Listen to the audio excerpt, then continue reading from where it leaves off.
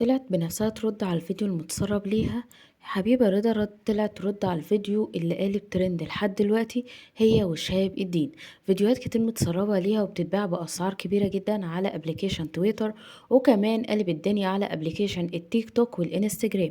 كلهم بيقولوا ان حبيبة رضا متسرب لها فيديو، مش اللي هو بلس 18، متسرب لها الفيديو من غرفة النوم هي وشهاب الدين. ومعروف اصلا ان هما مرتبطين كده على الميديا، يعني ولا في خطوبة حصلت ولا في جواز ولا اي حاجة عشان الموضوع يتنسب لها. طلعت منهارة من العيط وبتبرر الموقف بطريقة هنشوفها مع بعض، وهنشوف الفيديو المتسرب لها وانتوا عليكم الحكم. بس قبل ما تحكم عنها تسمع الفيديو للآخر وبعد كده قول وجهة نظرك. طيب في الأول قبل ما نتكلم نصلي على النبي. في الأول اللهم صل وسلم وبارك على سيدنا ونبينا محمد وعلى آله وأصحابه أجمعين.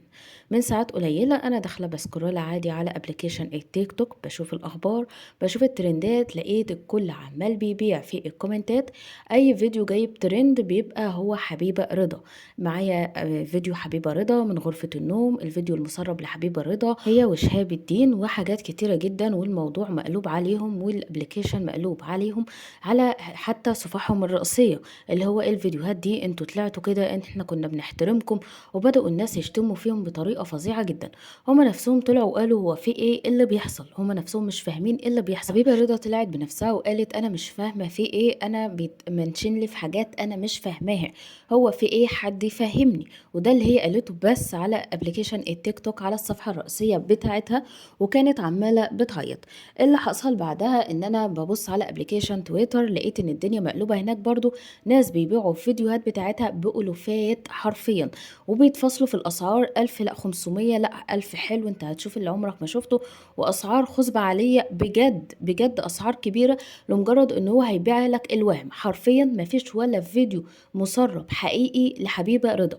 كل الحكاية ان في فيديو هكا بس محطوط عليه، يعني في بنت فيه محطوط لها وشم زي الوشوم اللي حبيبة عاملاها، فالكل نسب الفيديو على طول، ايه قال لك ايه ده وشم مش عارفه ايه، يبقى هي فلانه الفلانيه. محدش فكر للحظه ان هو مجرد حد عايز ان هو يطلع عليها سمعه، او حد مثلا عامله بالاي اي، وان الموضوع فبركه. لا، هما بدأوا الشباب حرفيا يقول لك في فضيحة إذا في استثمار. يعني حد عايز يتفرج على فيديو المسرب لحبيبة رضا، طبعا ده يعني حاجة زي دي بيسموها يعني سبوبة الموسم. حرفيا الولاد عمالة بتقول لبعضها ده الموسم، هو احنا كام مرة هيجيلنا فضايح حاجة زي دي. برضو نفس الموضوع استغلوه في رحمة محسن لو تفتكروها، المغنية، لما الفيديوهات بتاعتها بدأت ان هي تتباع على جميع وسائل التواصل بالفلوس حرفيا. يعني كل واحد يجيله الفيديو فيقولك يا جماعة لو عايز الفيديو ابعت لي كذا على فودافون وانا على طول هبعت لك الفيديو. اهو ده نفس اللي بيحصل لحبيبة رضا. مفيش اي حاجة موجودة، مفيش اي فيديوهات، وكل اللي بيحصل ده كذب. البنت ما عملتش اي حاجة، هي اتفاجئت ان الدنيا مقلوبة عليها، وان الكل عمال يبيع ويشتري فيديوهات باسمها حرفيا. وكمان ان هي ترند رقم واحد لحد دلوقتي، بقالها 4 ساعات الدنيا مقلوبة عليها. هي نفسها بتقول انا مش فاهمة حاجة، حد يفهمني ايه اللي حصل، فيديو ايه اللي موجود عندكم وانتوا عمالين تبيعوه لبعض. طب ابعتولي وروني في ايه، انا موجود عندي ايه، او انا عملت ايه، انا ما عملتش حاجة. وكانت عمالة بتعيط وبتقول أنا مش فاهمة الدنيا مقلوبة ليه. إلا إن الشباب مازالوا برضو بيبيعوا الفيديوهات لبعض باسمها. بجد حسبي الله ونعم الوكيل، لمجرد إن انتوا بوظتوا سمعتها، أو إن انتوا عملتوا لها مشاكل مع أهلها وهي أصلا ما عملتش حاجة. الفيديو أو الترند موجود، فضيحة حبيبة رضا مع شهاب الدين، وهي ولا عملت حاجة ولا أي حاجة، ولا في أي صحة من الكلام ده. فحرام عليكم اتقوا الله. لو انتوا فاكرين ان انتوا بتعملوا سبوبه زي ما انتوا عمالين تقولوا لبعض كده، يا ابني ده سبوبه، اخفض لك سعر ايه وما اخفض لك السعر، اعرف ان الفلوس دي هتعود عليك بالسحت.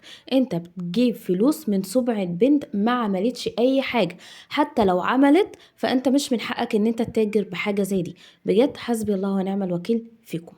وصلنا نهايه الفيديو، اشوفكم في فيديو جديد، في امان الله، مع السلامه.